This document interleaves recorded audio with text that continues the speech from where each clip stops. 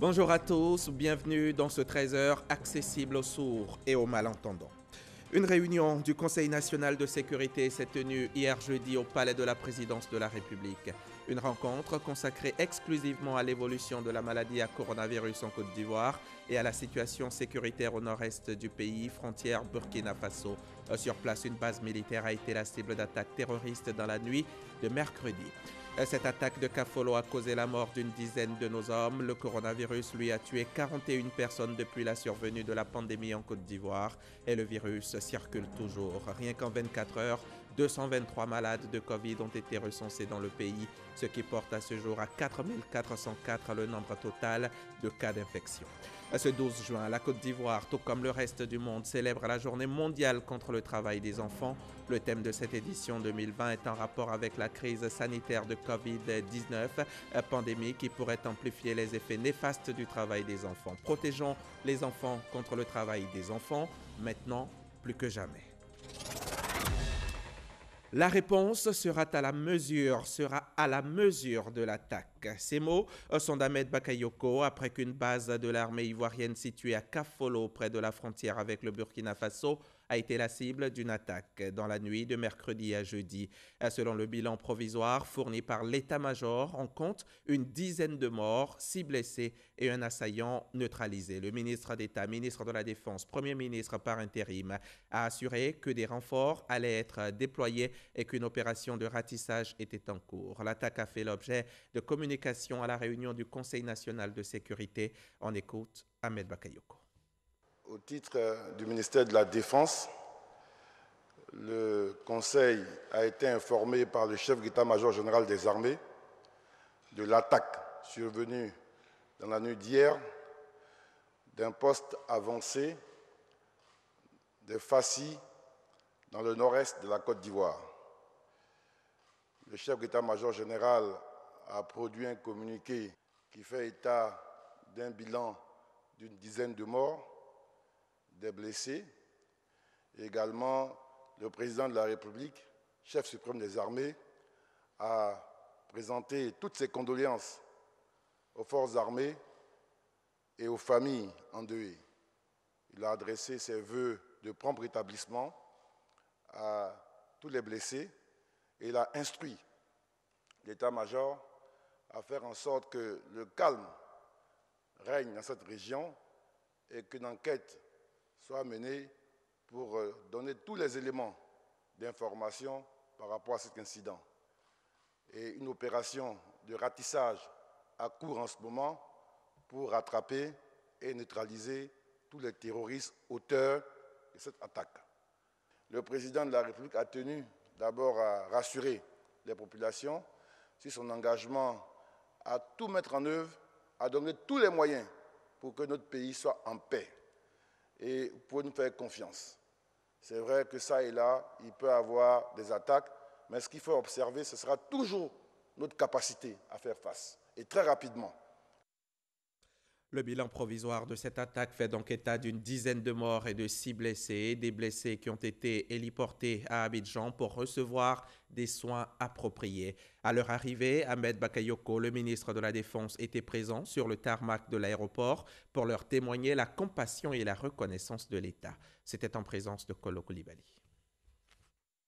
C'est à bord de l'Antonov 26 de l'armée ivoirienne que les 6 blessés de l'attaque de Kafolo sont arrivés à la base aérienne d'Abidjan, qui, touchés à la cuisse, qui d'autres au bras, des soldats blessés physiquement, mais visiblement au moral haut, et ce, à raison, puisque la hiérarchie militaire ne les abandonne pas. On a des soldats, d'accord? On se soigne et puis on repart rapidement au nom de tous ceux qui sont décédés. Ok? Alors, je compte sur vous, beaucoup de courage à vous, je passerai vous voir à l'hôpital demain. C'est ce même message de détermination qu'affiche le gouvernement. Le ministre d'État, ministre de la Défense, Ahmed Bakayoko, était lui-même à l'aéroport pour accueillir les 6 blessés. Quelques moments d'échange pour réconforter les hommes revenus du front. Une attaque qui a commencé vers 3 heures du matin. Une attaque hier nuit dans la localité de Kafolo, nord-est de la Côte d'Ivoire, qu'on nous a signalé des blessés. Et immédiatement, on a déployé l'armée de l'air afin de ramener très rapidement nos blessés. C'est une attaque terroriste. Immédiatement, il y a eu un renfort. Nous sommes en plein ratissage. Les hommes sur le terrain à Kafolo ont aussitôt reçu du renfort. Le gouvernement n'entend pas s'arrêter là. Représailles ou pas, la seule réponse des États, c'est de faire face. Nous nous organisons pour faire face. On avait des informations sur cette menace des narcotrafiquants et alliés aux terroristes pour avoir un accès à une zone portuaire. La Côte d'Ivoire était effectivement dans la zone de Mie. Nous avons pris des dispositions, mais là, nous ferons le point de cette attaque-là et puis renforcer notre présence autour de la frontière. Et je pense qu'immédiatement, il y aura du renfort aérien et le ratissage permettra, j'en suis sûr, de neutraliser ceux qui ont fait ça. Les forêts sont toujours très difficiles à surveiller. Donc l'opération conjointe avec le Burkina, justement, avait pour but d'évaluer les différentes menaces à l'intérieur de cette forêt et nous n'allons pas nous arrêter. Le plus important pour nous, c'est de protéger nos populations et protéger notre territoire. Nous avons un niveau d'organisation de nos forces qui nous permet de faire face. Et vous allez voir dans les jours qui viennent, la réponse sera à la mesure de cette attaque-là. Le bilan reste pour l'instant à une dizaine de morts, 6 blessés et un assaillant neutralisé. Les blessés, eux, sont transportés à l'hôpital militaire et autres centres spécialisés pour recevoir les soins appropriés. Cette zone fait frontière avec le Burkina Faso. Cette zone est donc sous contrôle des forces armées ivoiriennes. Et des troupes y sont engagées avec des moyens colossaux pour endiguer toute présence d'individus ou de groupes armés. Le dispositif a d'ailleurs été renforcé pour la sécurité des personnes et des biens. On voit cela avec Abou Sanogo.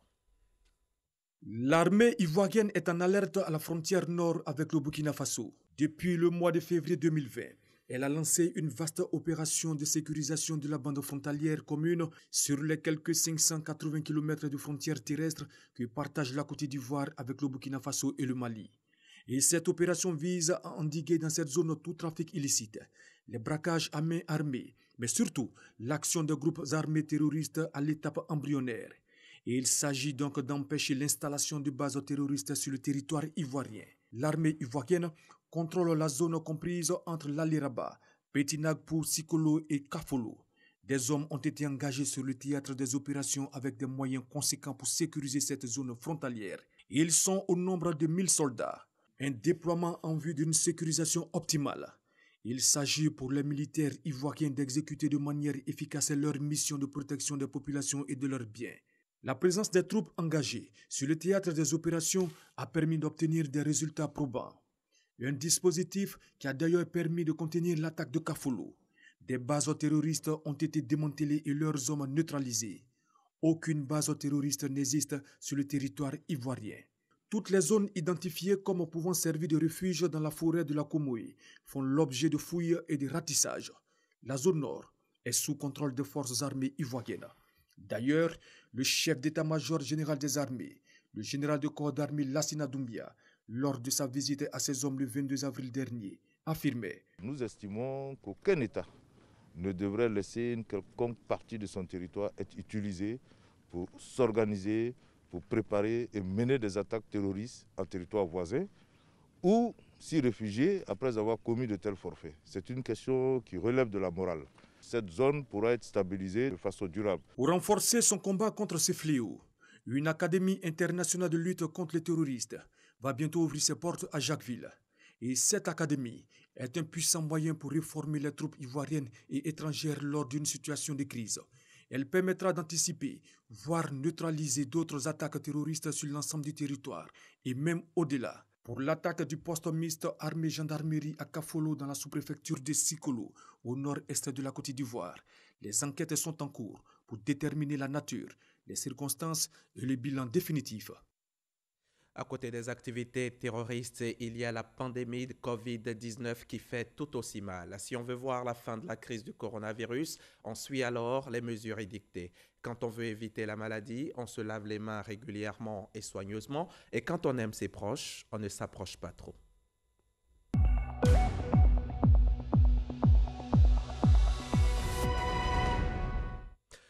Le Conseil national de sécurité d'hier jeudi a été présidé comme d'habitude par le chef de l'État, le président Alassane Ouattara. Lors de la réunion, il a également été question de l'évolution de la pandémie de Covid-19 et les mesures prises par l'État dans le cadre de la lutte contre le virus. Je vous propose d'écouter le ministre de la Santé et de l'Hygiène publique, Dr Eugène Akaoueli. Le président de la République, son Excellence M. Alassane Ouattara, a présidé ce jeudi 11 juin 2020 une réunion du Conseil national de sécurité. Cette séance a permis d'examiner l'évolution de la maladie à coronavirus dans notre pays, prenant en compte le rapport du comité scientifique. Et après analyse, le Conseil national de sécurité fait les constats suivants. L'évolution du nombre de cas positifs 3 mois après le début de la maladie en Côte d'Ivoire, est en ligne avec les prévisions. La hausse enregistrée depuis le début du mois de juin 2020 est en lien avec la stratégie de dépistage ciblé et une non-application des mesures barrières par les populations. Le taux de létalité est maîtrisé à environ 1% contre une prévision de 5%. Et le nombre de cas sévères s'élève à moins de 100 contre 800 projetés. Le retour des élèves, enseignants et personnels d'encadrement à l'intérieur du pays, avec la réouverture de l'école, n'a pas modifié l'épicentre de la pandémie qui reste à Abidjan avec 95% des cas. Le système sanitaire a été doté de moyens supplémentaires pour prendre en charge les cas de maladies nécessitant des hospitalisations, notamment en soins intensifs, le taux d'occupation des lits d'hospitalisation étant en moyenne inférieur à 30%. Le port du masque et le respect de la distance sociale deviennent plus que jamais impératifs pour briser la chaîne de contamination. Le Conseil national de sécurité prend acte de la volonté du comité scientifique de poursuivre les analyses sur les caractéristiques de la pandémie pendant encore une période de 2 semaines. Le Conseil note la nécessité de renforcer la capacité de diagnostic et de prise en charge de la maladie à l'intérieur du pays au regard de la forte probabilité d'une durée plus longue de la pandémie.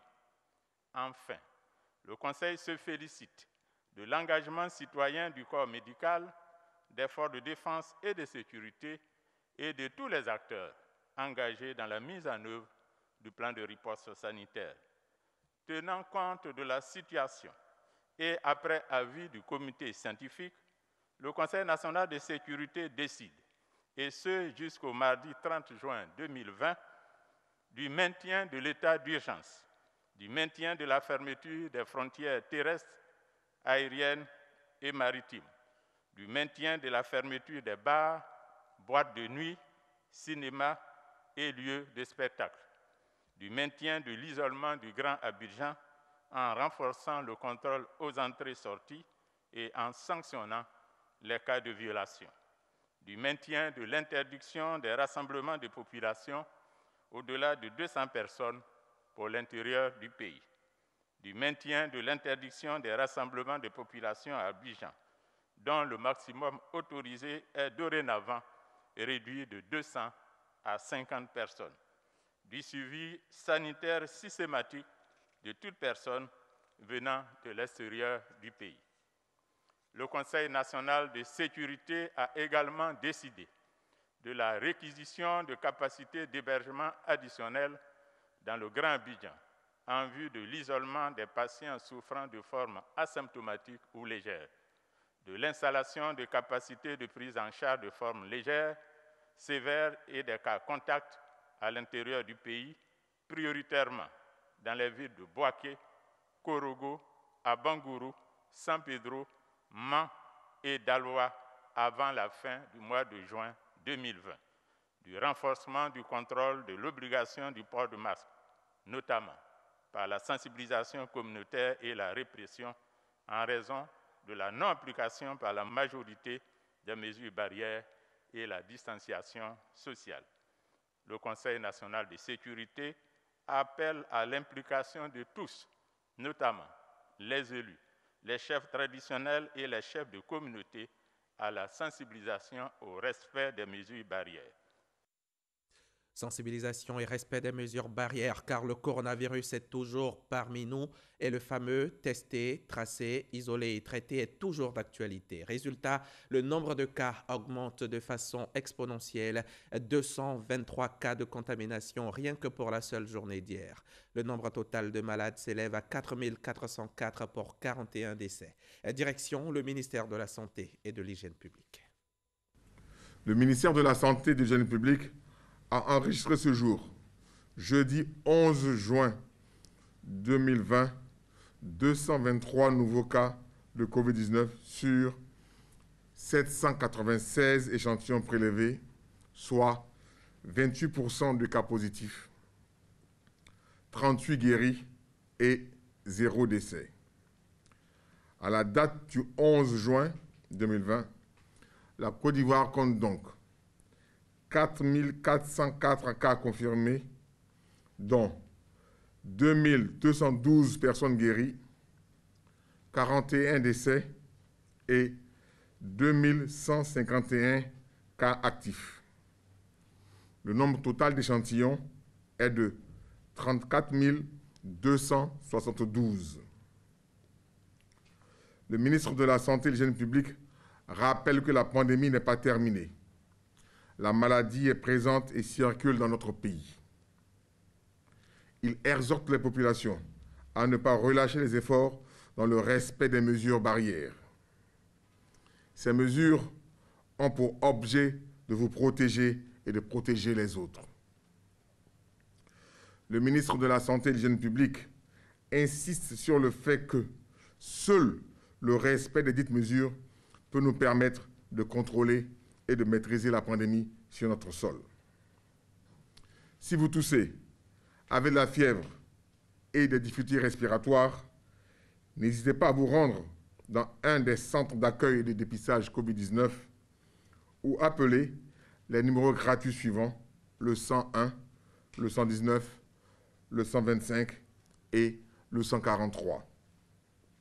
Le ministre de la Santé et de l'Hygiène publique remercie et félicite tous les acteurs du système de santé pour leur engagement et leur dévouement dans la lutte contre la pandémie.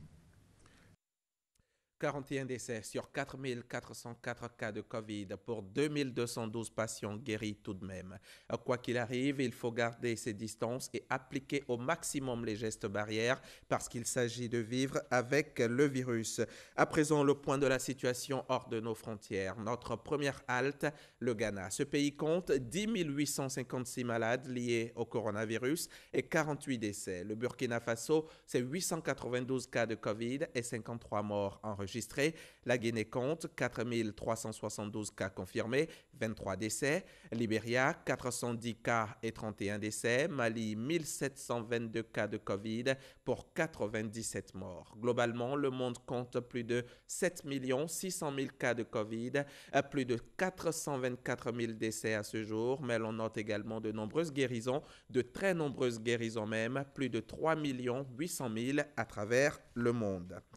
Aux quatre coins du globe, on cherche un remède contre le virus, on cherche un vaccin. Et justement, l'État de Sao Paulo, la réalisation, l'État de Sao Paulo au Brésil s'est associé à une entreprise chinoise pour tester un vaccin contre le coronavirus sur des êtres humains. Il s'agit de la phase 3 des essais cliniques qui vont débuter au Brésil dès le mois prochain. 9 000 volontaires vont le tester. Le vaccin, baptisé Coronavac, a déjà passé les 2 premières phases initiales d'essais cliniques.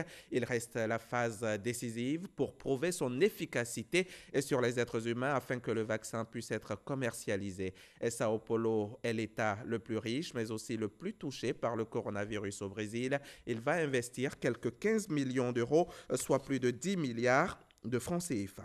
En attendant que ce vaccin soit trouvé, il faut se prémunir de ce coronavirus grâce aux gestes barrières que nous vous rappelons sans cesse, notamment la distanciation physique d'1 mètre entre vous et les autres. Et justement, hier, lors du point de presse quotidien du gouvernement, les ministères de la Santé et de la Sécurité ont appelé les populations à la responsabilité face à la pandémie de Covid-19. L'on constate un relâchement dans le respect des mesures barrières, un manque de discipline qui pourrait nous coûter cher. Il est encore temps de se ressaisir, sinon les mesures de restriction ne seront que plus renforcées. Les précisions de Gabriel Zani. 3 mois après l'apparition du premier cas de coronavirus, la Côte d'Ivoire a passé le cap des 4000 cas positifs le mercredi 10 juin. Depuis des semaines, de Cocody à Makori, d'autres grands foyers du virus se sont développés à Bobo, Yopougon et Koumassi. Et dans les quartiers de ces communes, la Covid-19 circule au sein des familles où la distanciation physique et le port du masque sont difficiles à respecter. Le virus continue activement de circuler, surtout au niveau communautaire. Il y a une inobservance ou mise en œuvre insuffisante, le plus souvent des mesures sécuritaires et sanitaires.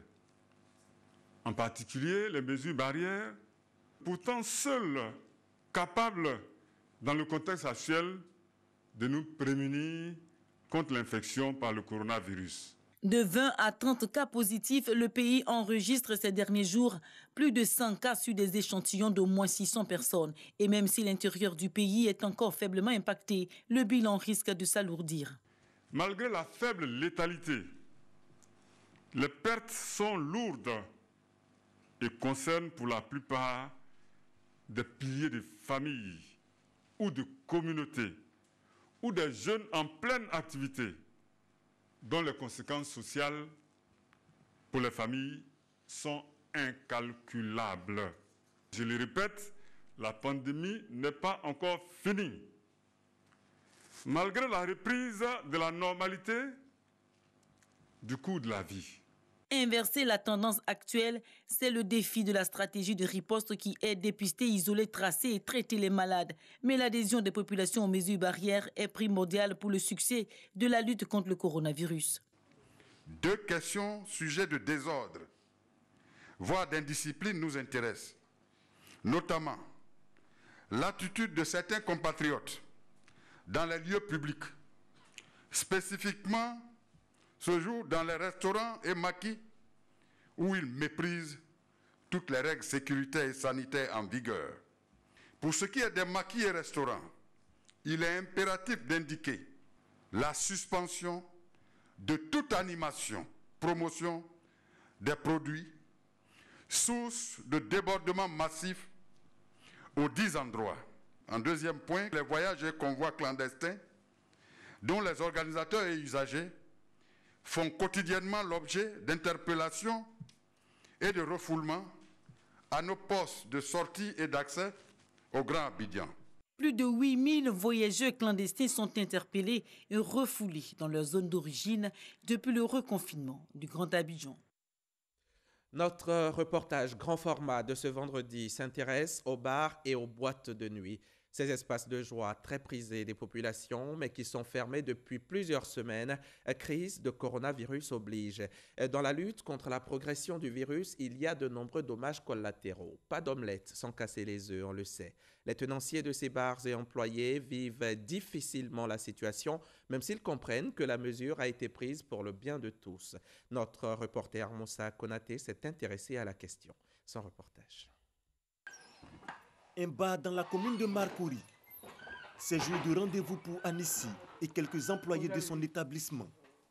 Cette rencontre hebdomadaire est initiée juste pour l'entretien du matériel. Je suis venu faire l'entretien des appareils. De temps en temps, on vient juste essuyer un peu, enlever la poussière. Cela fait bientôt 3 mois que les bars et boîtes de nuit sont interdits d'ouverture.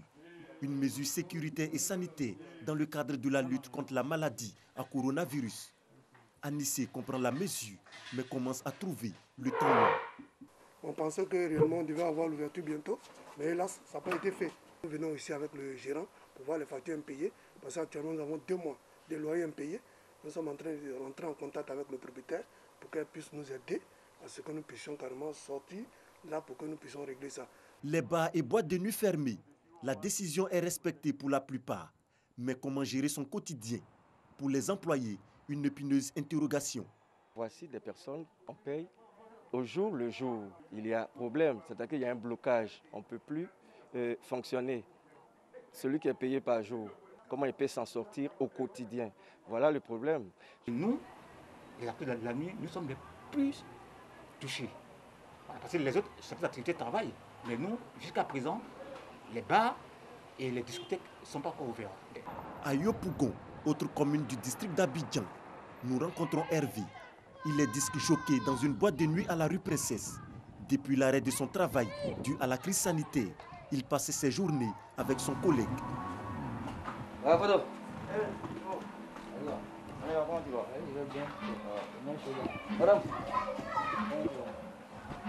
il n'y a pas de revenus, qu'il y a des sorties d'argent, donc ça pèse pour finir. Les ressources me sont épuisées, pour être franc.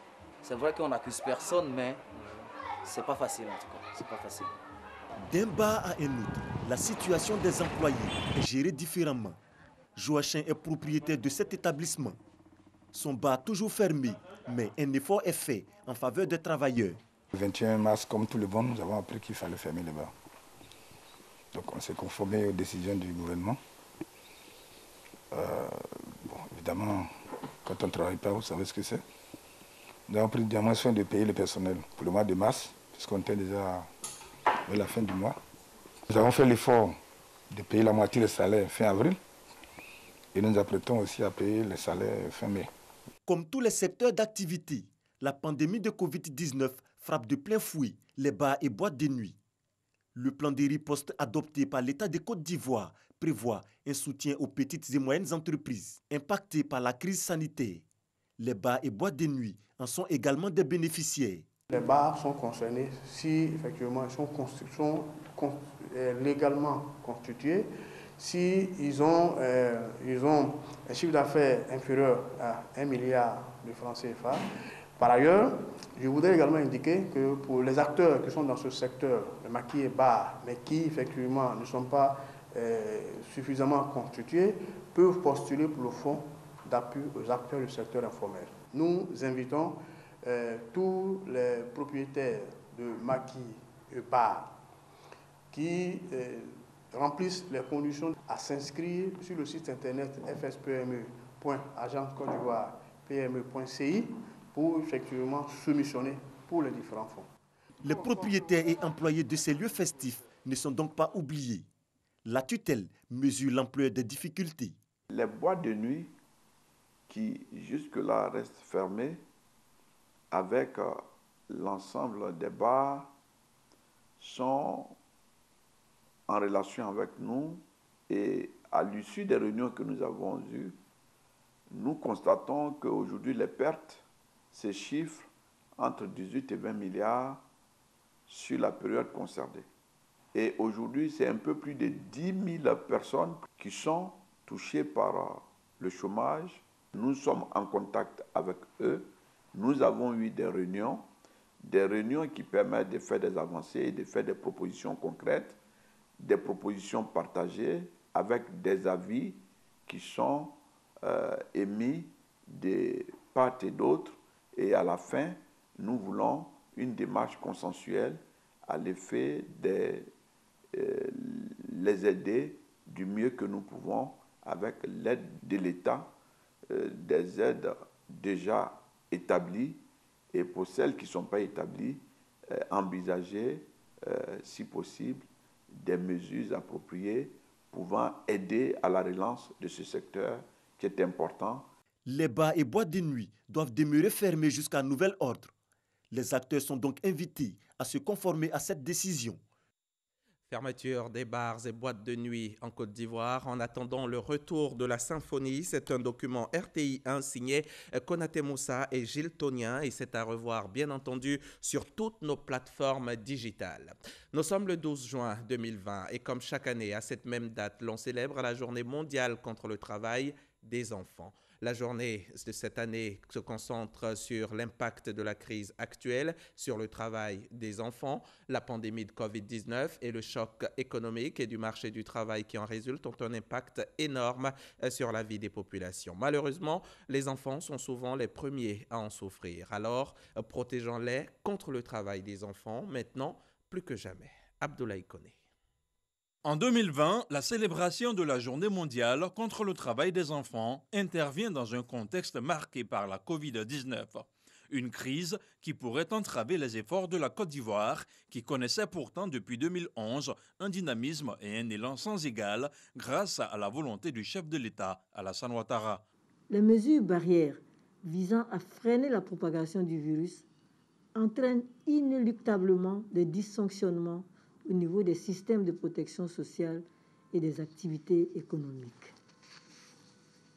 Pour de nombreuses familles et leurs enfants, cela signifie des pertes potentielles de revenus et une aggravation de leur vulnérabilité, ce qui pourrait aggraver les causes profondes du travail des enfants. En dehors des deux plans nationaux 2012-2014 et 2015-2017, le PS-Gouv 2019-2020 avait permis de réaliser des progrès notables dans la lutte contre le travail des enfants.